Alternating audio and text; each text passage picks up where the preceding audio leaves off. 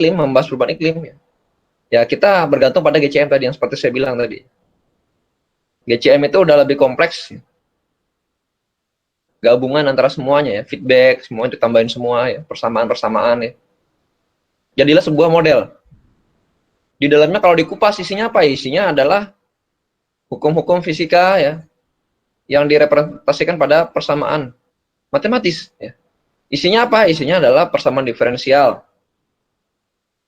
Jelas banyak dipakai persamaan diferensial dan pemodelan numerik.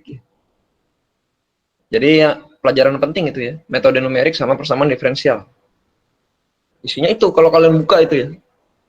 Kalian buka itu adalah coding-coding bahasa Fortran, isinya itu semua gitu ya. Termasuk WRF di dalamnya isinya itu, pemodelan itu ya.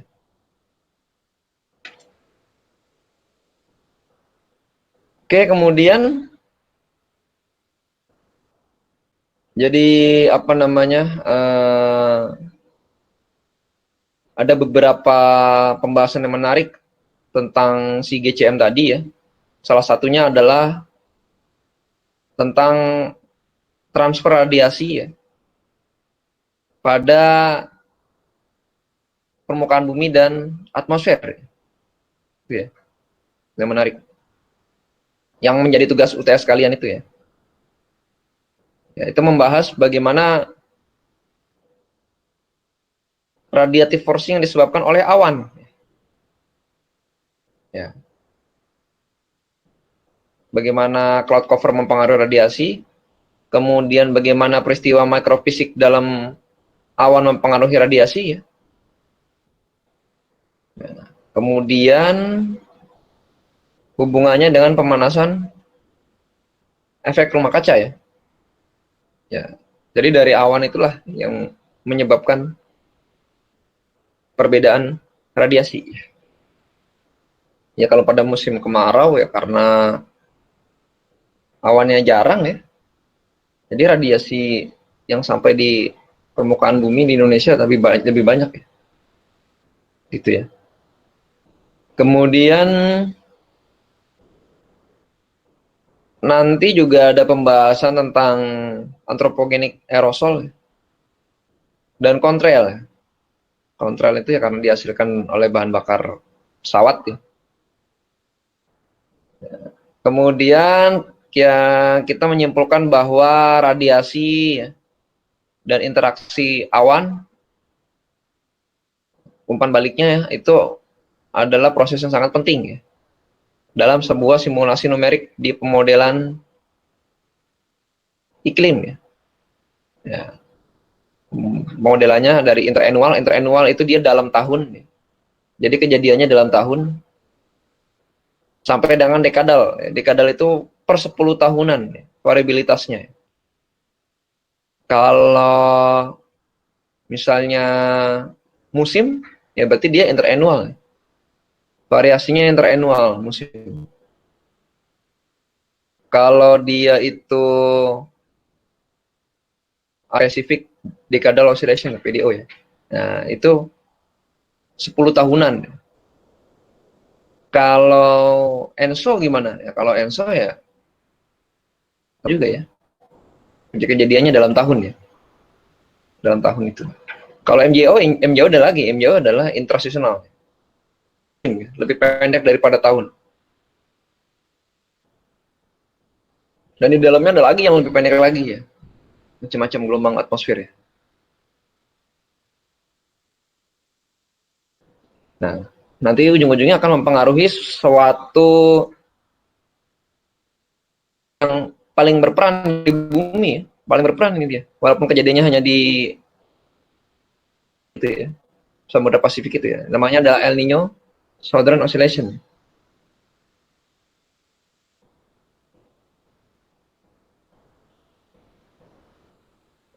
El Nino Southern Oscillation.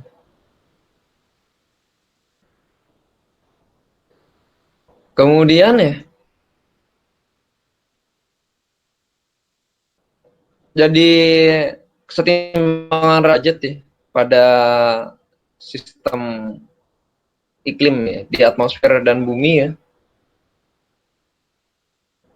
Ya, yang pertama adalah bagian atas atmosfer nih, itu diperoleh dari pengamatan satelit. Pengamatan satelit. Jadi kalau ada ERB itu adalah Earth Radiation Budget atau kesetimbangan radiasi di bumi ya. Kalau ada TOA nanti adalah top of the atmosphere ya. Jadi bagian atas dari atmosfer. Ya. Kemudian pengamatannya melakukan satelit ya, melihat kondisi di atas gimana suhunya gitu ya. Dengan data dari upper air ya. Tapi kalau upper air kan terkendala rapatan data, tapi kan kalau misalnya apa namanya satelit kan dia lebih luas jangkauannya.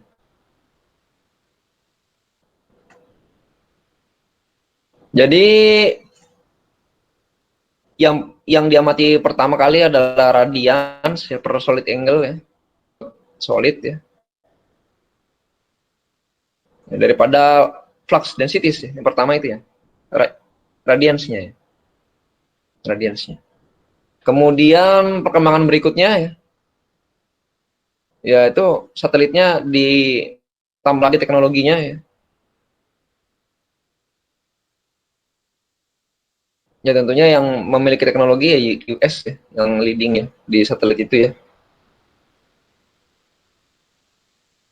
Barulah diperkenalkan bagaimana dia mendeteksi dan long wave radiation. Jadi mendeteksi gelombang pendek yang asalnya dari matahari, kita sumbernya hanya dari matahari, gelombang pendek, dan long wave radiation.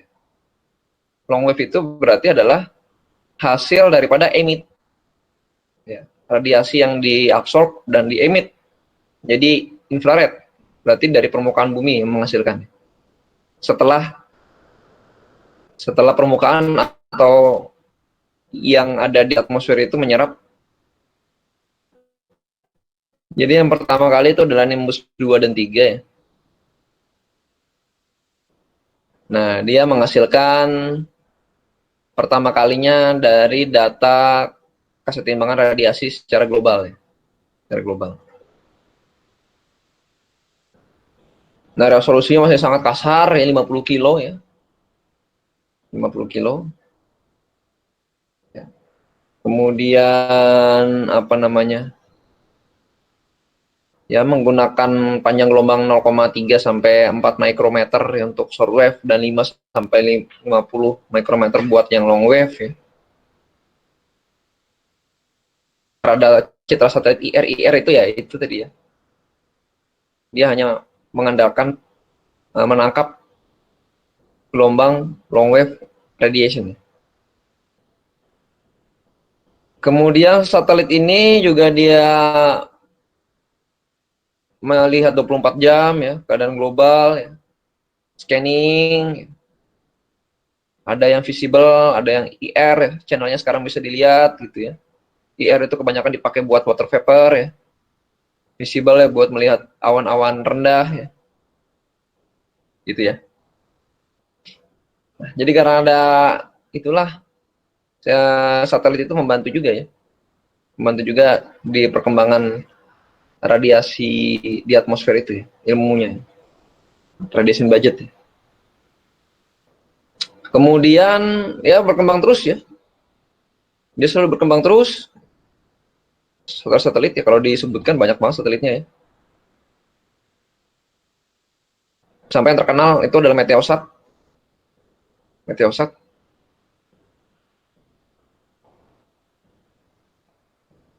Yang datanya ada di NOAA ya. Sampai sekarang ya, banyak ya.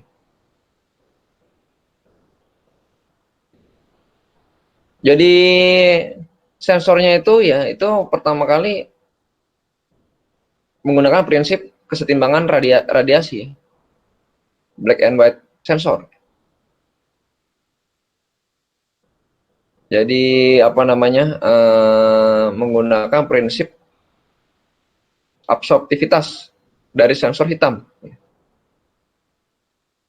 Kemudian ada juga absorptivitas dari kesetimbangan di Stephen Boltzmann ya. Jadi temperatur yang karena ada di sensor hitam dan sensor putih, black and white sensor ya. Ya. Menghitungnya dengan persamaan Stephen Boltzmann ya.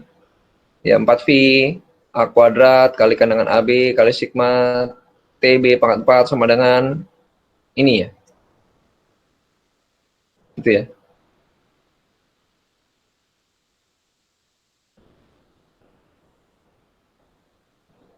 Jadi dua persamaan ini ya, ini menunjukkan bahwa energi yang dikeluarkan per unit waktu itu sama dengan energi yang diserap per unit waktu. Ya, itu aja ya, mau ngomong itu aja dia. Ya. Jadi instan ya. Jadi nggak ada lag dulu, dia nyimpan dulu 1 hari kemudian dikeluarkan, enggak. Ya saat itu juga ya. Tidak ada fungsi waktu di sini ya. Jadi dia instan. Kalau benda itu dia menyerap energi sekian, maka dia langsung mengeluarkan. Gitu ya. Ya, di mana 4VA kuadrat ya, A-nya ini di sini di buku ini A itu jari-jari ya. Dan VA kuadrat ya, adalah area dari emisi dan absorpsi ya. Jadi area emisi dan area absorpsi. Oke ya, kemudian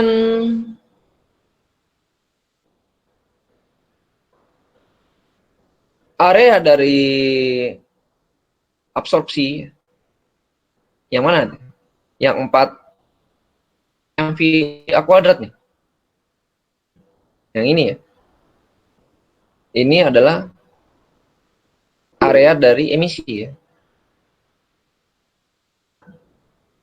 Ya karena kalau mengabsorb itu kan dia kan kalau ada bola itu ya. Ini bendanya bulat nih misalnya nih. Nah, ini terkena radiasi nih. Ya. Nah, ya yang kena radiasi itu dia bentuknya adalah lingkaran ya. Lingkaran. Ya, lingkaran itu kan VR kuadrat. Ya, kalau di buku itu sama dengan VR kuadrat tuh. Tapi kalau emisi yang keluar dari mana? Dari sini keluar juga dia. Ya, keluar segala arah ya, isotropik ya. Keluar segala arah. Segala arah itu berarti dia adalah luas dari bola. Luas bola apa? Luas bola ya 4VA kuadrat. 4VR kuadrat. Ya. Makanya ini adalah luas dari emisi, ini adalah luas dari absorpsi. Gitu.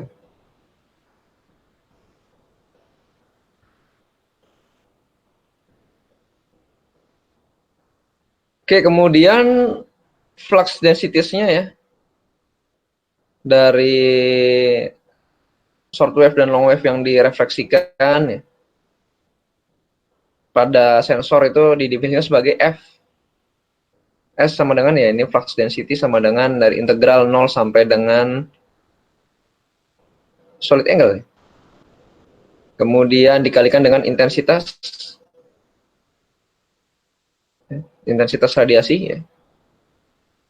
Kemudian dikalikan dengan turunan dari solid sudut solid tadi ya. Dalam satuannya steradian. Sudut solidnya. Kemudian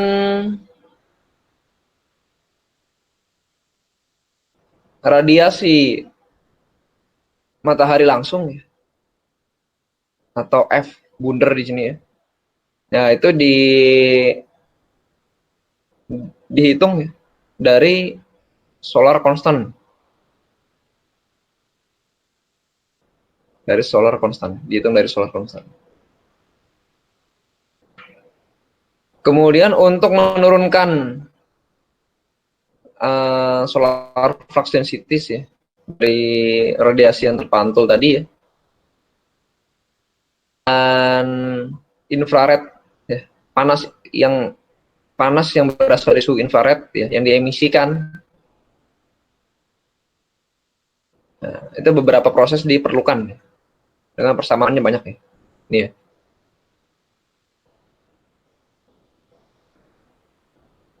Jadi ya, secara singkatnya ya,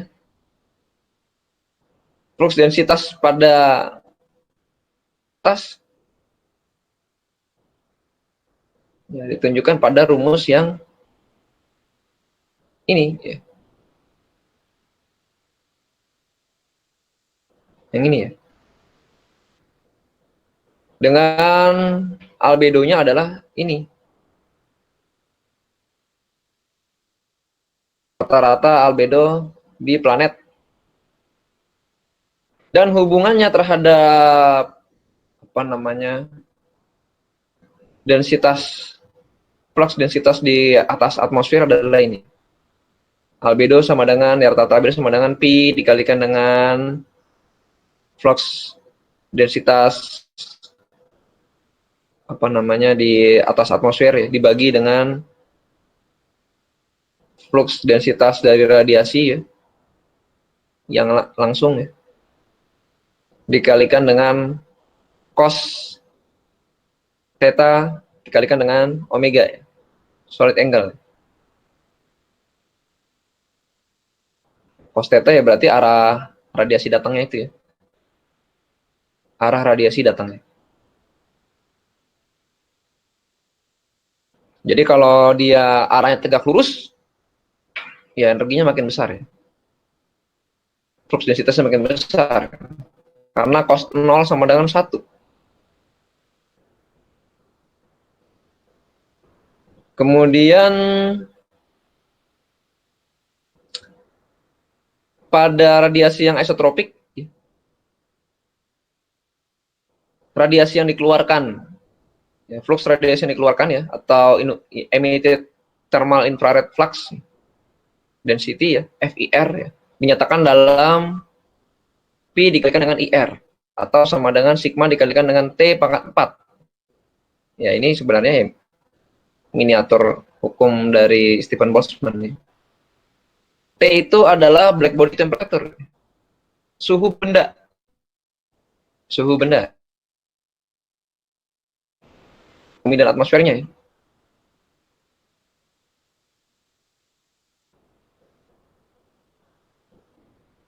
Kemudian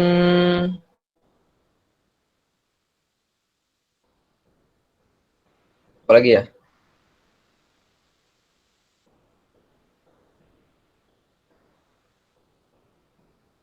Kalau ini untuk yang satelit ya. Ya ini untuk satelit.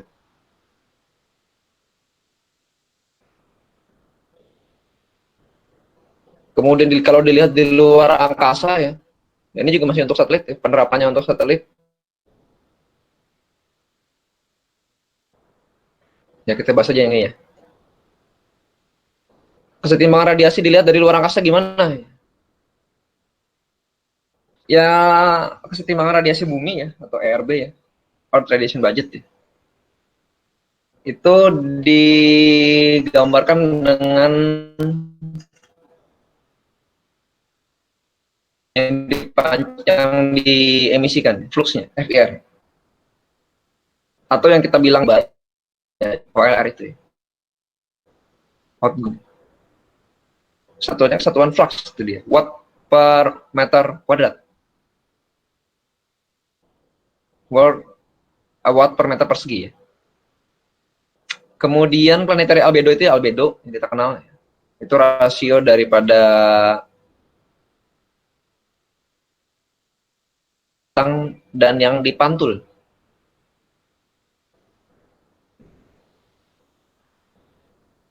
Jadi net radiative fluxnya itu F sama dengan ya 1 min R ya. 1 dikurang albedo dikalikan dengan Q dikurang dengan FIR.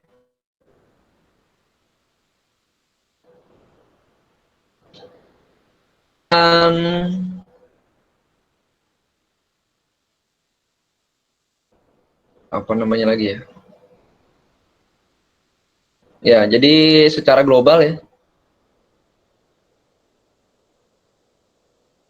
Rata-rata albedo tahunan itu dan masa OR itu yaitu diturunkan dari berbagai macam riset. Macam riset, datanya banyak. Ya, menggunakan satelit. Dan distribusinya juga berbeda. Distribusinya berbeda tergantung pada tempat dan musimnya. Albedo itu nilainya sangat berbeda pada daratan dan lautan. Sangat berbeda ya.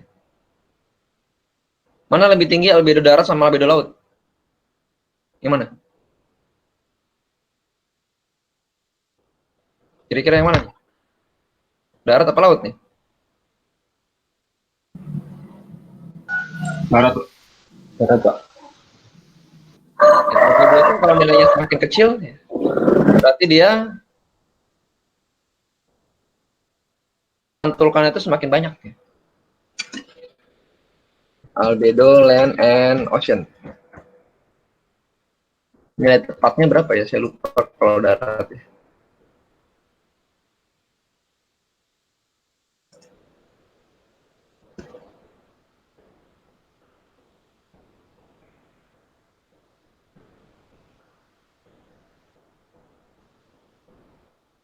Ya kalau nilainya makin kecil berarti dia makin banyak yang diserap daripada yang dipantulkan ya.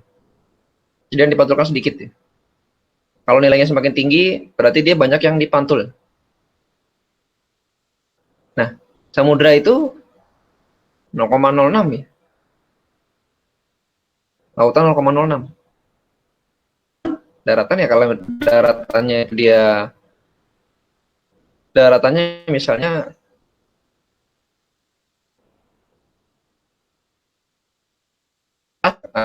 bukan aspal apa, cor-coran, semen ya. Ya kira-kira 0,5 ya. Ataupun misalnya gurun pasir 0,4. Jadi ternyata albedonya lebih besar daratan. Lebih dingin darat. Makanya suhu kepulauan itu lebih hangat. Kenapa? Ya, karena dia albedo daratnya lebih rendah. Jadi yang radiasinya banyak yang disimpan. Disimpan dalam ocean ya. Karena dia punya kapasitas kalor yang besar. Yang dipantulkan sedikit. Jadi lebih hangat. Dibandingkan kita tinggal di gurun. Di gurun itu baru dingin ya. Panas ya. Dingin di gurun itu ya. Kalau malam hari itu dingin ya. Kesetimbangan suhunya itu ya. Rata-rata suhunya dingin. Ya bisa membeku ya. Di gurun itu dingin malam-malam itu ya. Ya emang panas. Tapi kalau malam sangat dingin. Ya kalau di kayak kita itu ya siangnya yang ya panas tapi nggak terlalu panas. Malamnya panas ya. Nggak dingin juga ya. Gitu ya. Tapi kalau es ya, kalau misalnya dataran kita adalah es ya 0,8 ya itu dingin banget sih ya. Siang dan malam dingin.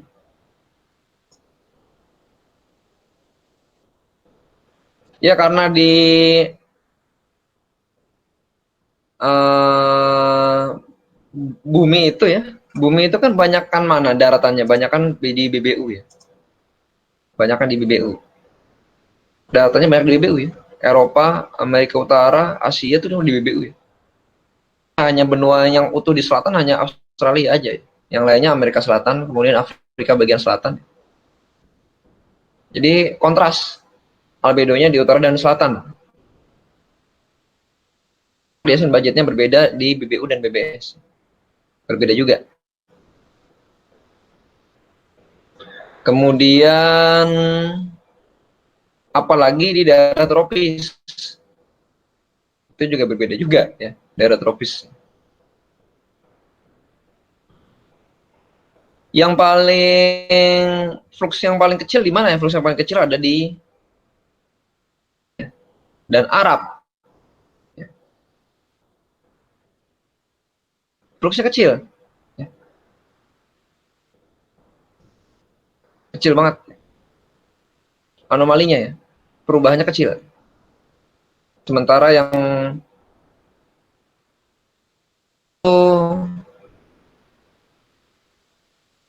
daerah tropis ya.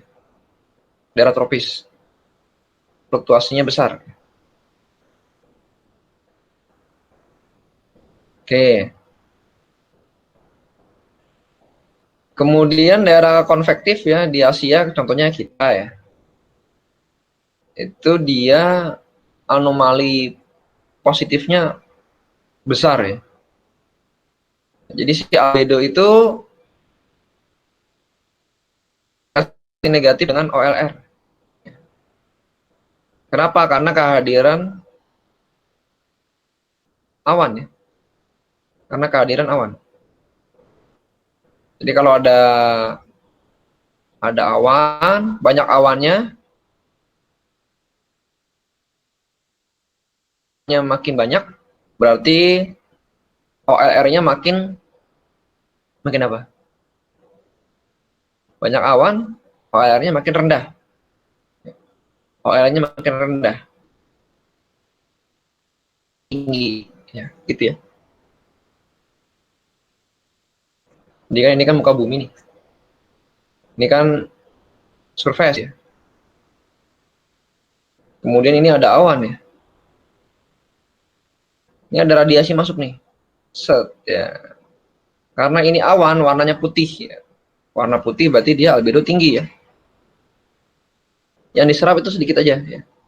Sementara yang dipantulkan banyak ya.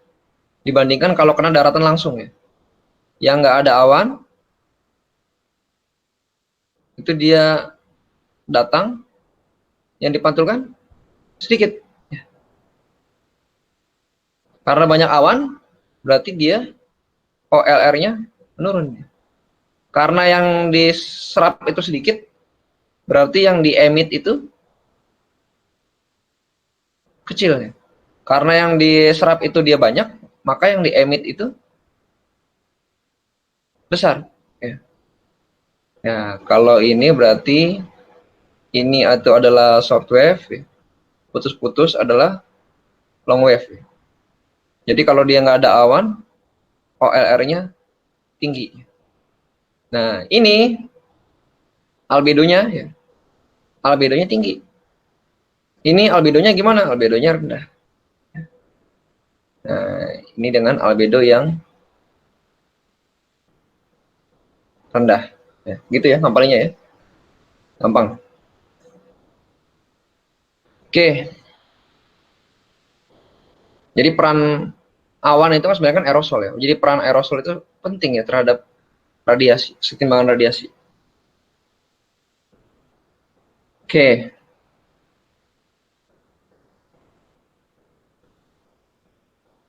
Nah, tapi ada pengecualian ini. Pengecualian pada gurun ya. Daerah gurun. Daerah gurun, walaupun dia tidak ada awan, kan dia nggak ada awan, tapi di sini dia cerah. Kenapa cerah? Pasir masalahnya. Jadi seakan-akan albedonya tinggi ya. Albedonya tinggi memang. Ya, itulah yang menyebabkan kenapa si gurun ini ketika malam hari dia nggak nyimpan panas. Dia warna pasirnya cerah. Ketika siang hari emang panas, tapi malam hari itu sangat dingin ya. Tapi kalau di sini di aspal ya, anggaplah ini aspal atau soil tanah lah. Tanah ketika malam hari ya dia masih menyimpan energi ya. Karena dia albedonya rendah. Energinya disimpan. Tapi kalau dia dia dia apa namanya pasir, albedonya tinggi gitu ya. Ketika malam harinya berbeda, sifatnya berbeda, ya. Tidak sama. Oke ya.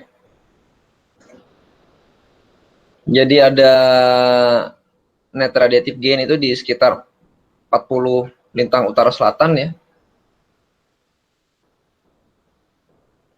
Ya, radiation budgetnya kira-kira kalau digambarin gini tuh ya. A itu adalah rata-rata albedo planet. Rata-rata albedo planet. Kalau laut itu rendah ya, makanya dia putih gambaran. Oke.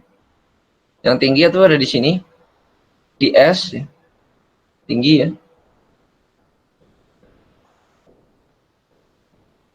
Kemudian ini kenapa tinggi nih?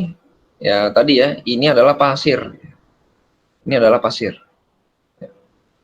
Gurun nih, ini gurun juga sini. Kemudian gambar B adalah OLR. Pada albedo yang tinggi, rendah dia, 160 nih. 200 ya. Di selatan lebih rendah, kenapa? Karena ini esnya lebih putih ya. Lebih banyak esnya. Ya, kemudian di laut ya lebih tinggi ya nilai-nilainya ya. 280, 240 ya. Kemudian yang C yaitu adalah radiative flux ya. Fluxnya ya.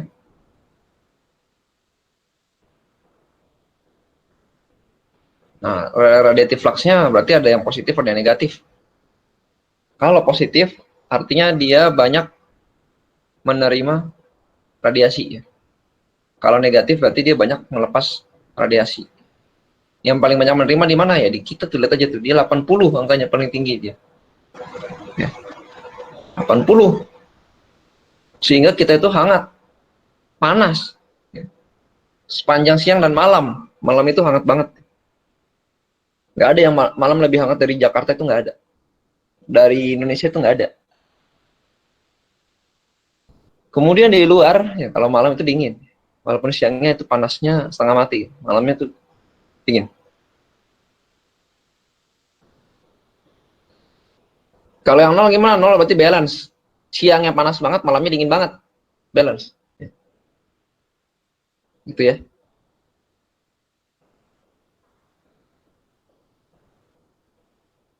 Kemudian,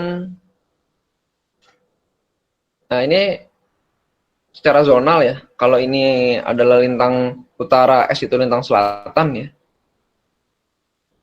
Kemudian ini adalah fluxnya ya, flux radiasinya ya. Kemudian yang ini adalah net radiatif, kemudian ini adalah yang absorb, kemudian ini adalah emit, infrared. Maka yang paling banyak menghasilkan radiasi adalah di daerah tropis. Yang paling banyak menyerap ya. Menyerapnya banyak banget nih di daerah tropis nih. Ya, karena matahari itu di situ-situ aja gitu. Jadi cuma geraknya dikit-dikit aja ya. Gitu. Kemudian yang mengemisikan paling banyak itu ada di plus minus 30. Plus minus 30.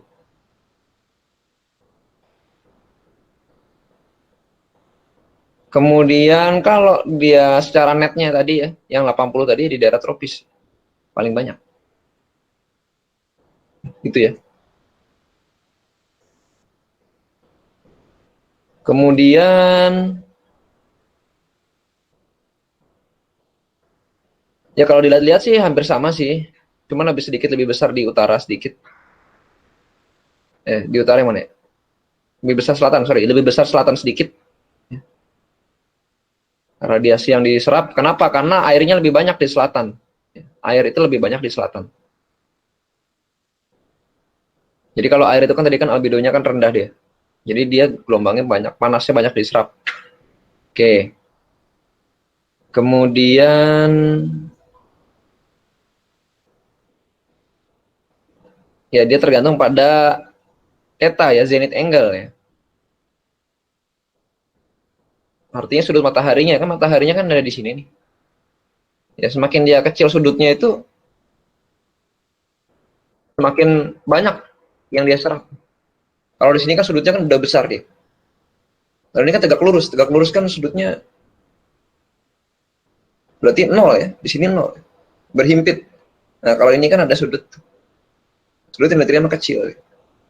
Karena tadi pengaruhnya adalah dikali dengan cos theta ya. Kalau cosnya itu dia besar di sini,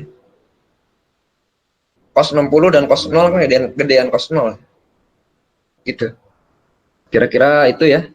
Nanti di minggu depan kita akan bahas tentang radiative forcing dari awan yang diturunkan dari kesetimbangan budget radiasi ya.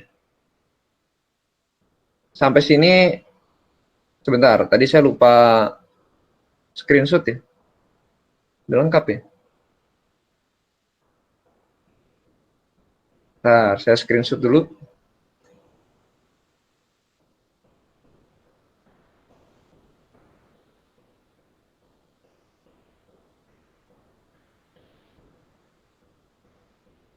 Ada yang ingin bertanya nggak?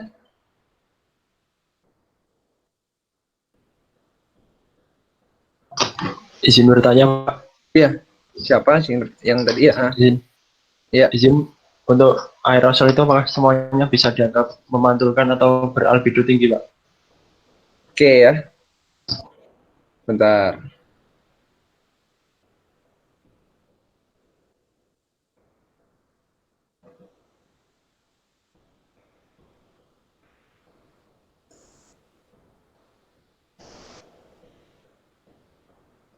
Oke, aerosol ya. Nah, aerosol itu ya dia memang rata-ratanya albedonya tinggi ya. Rata-rata dari aerosol tadi masih ada nggak ya gambar Wikipedia?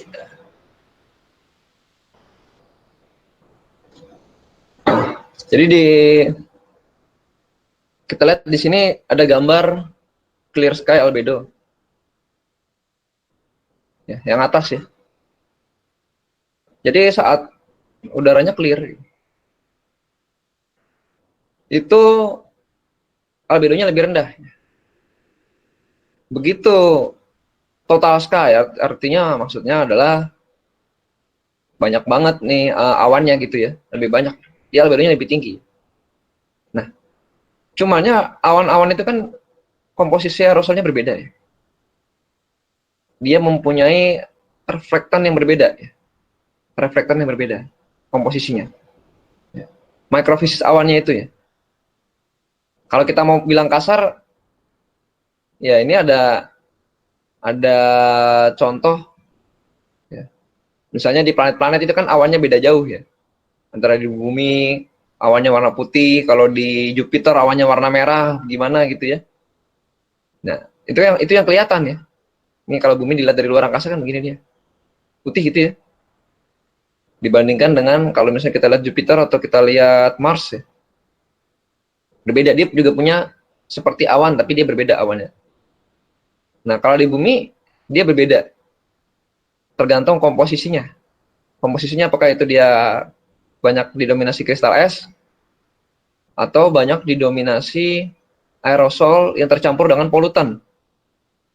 Polutannya itu ada yang black carbon yang oh iya belum belajar ya. Black carbon itu ya. Black carbon itu kayak jelaga ya. Dia kalau terperangkap dalam awan ya dia mengotori droplet juga ya. Hujannya keruh ya, lebih keruh. Tentunya ada feedback yang berbeda. Dan itu sudah faktor bisa faktor alam, bisa faktor manusia ya. Nah, ini ada aerosol nggak di sini? Aerosol.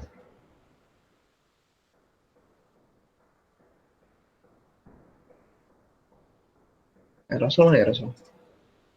Nah, aerosol efek ya. Jadi aerosol yang di atmosfer itu berbeda tergantung jenisnya ya. Kalau dia putih ya, jadi dari warna, gampangnya dilihat dari warna.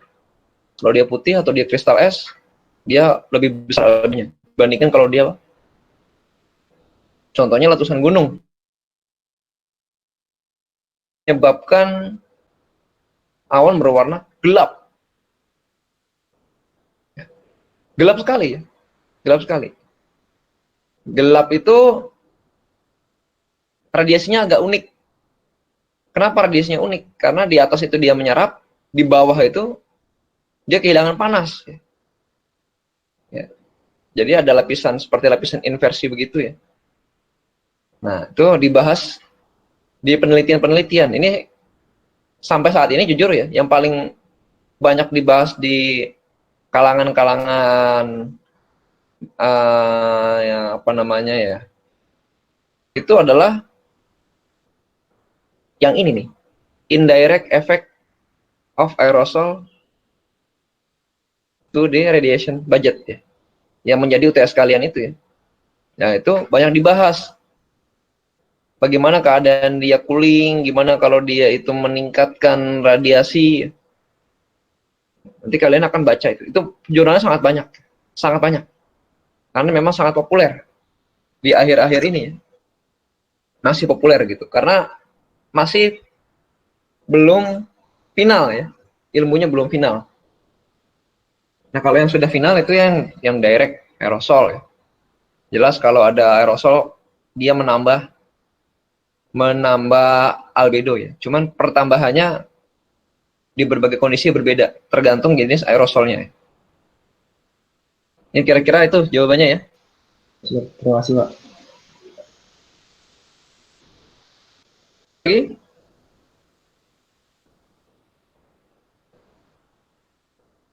Nggak ada?